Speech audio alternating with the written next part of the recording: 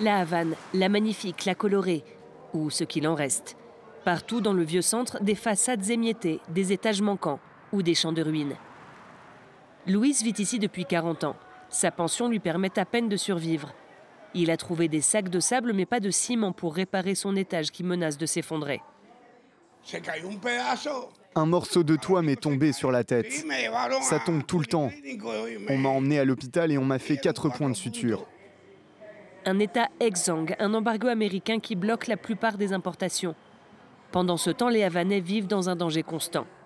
La voisine de Luis a perdu la vie ici en début d'année. Elle est montée pour apporter à manger à son frère.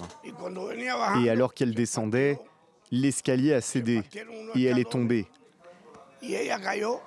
Après 8 jours à l'hôpital, elle est morte. Pas d'argent, pas de matières premières. Alors on glane ce que l'on peut. Michael rassemble tout le métal qu'il trouve, même rongé par la rouille. Souvent, les gens récupèrent du matériel des bâtiments en mauvais état pour rafistoler leur maison. Ici à Cuba, rien ne se perd, on recycle tout. En saison des pluies, il pleut parfois pendant une semaine complète et quand le soleil réapparaît, les murs sèchent, se craquellent et alors ça s'effondre. Le gouvernement cubain construit encore des logements sociaux, mais eux aussi souffrent du manque de matières premières. Sur ce site de Pinar del Rio, c'est une ancienne fabrique de tuiles qui est réutilisée pour reloger les habitants. Ici, on a pu récupérer une partie de notre structure des sols et parfois un étage.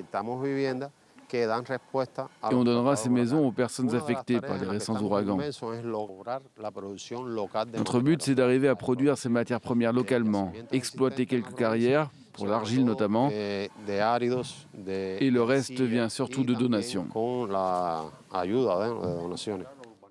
En septembre 2022, l'ouragan Ian avait partiellement détruit près de 100 000 logements au sud de l'île. Des événements climatiques extrêmes qui se multiplient dans la région et qui viennent aggraver la détérioration du bâti.